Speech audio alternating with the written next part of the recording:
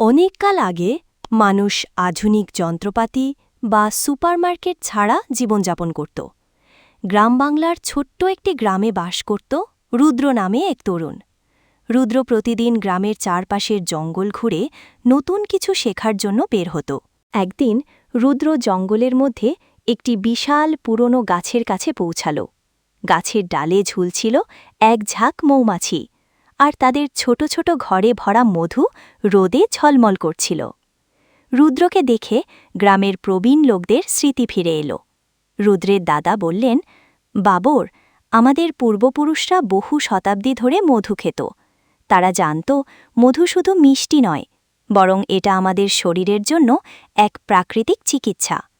রুদ্র জিজ্ঞেস করল, দাদা, তারা কিভাবে মধু খেত? দাদা হাসলেন, শোনো, আগের যুগের মানুষরা গাছে বা পাহাড়ের খাজে জমে থাকা মধু সংগ্রহ করত।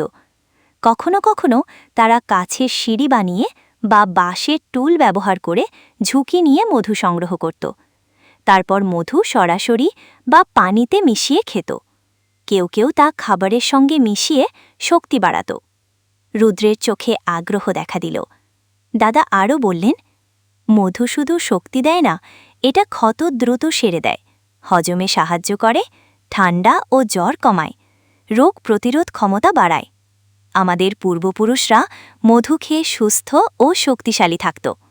রুদ্র তখন ঠিক করল সে প্রকৃতির এই অমূল্য দানকে বুঝবে। সে গাছ থেকে সাবধানে মধু তুলল এবং গ্রামের মানুষদের সঙ্গে ভাগ করল। গ্রামে সবাই খুশি হল এবং মধুর উপকারিতা জানল।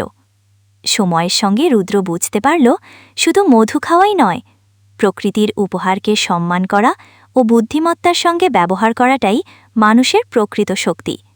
সে শপথ করল, আমি আগের যুগের মানুষের মতো গোপন উপহার জানব, শিখব এবং সবাইকে জানাব।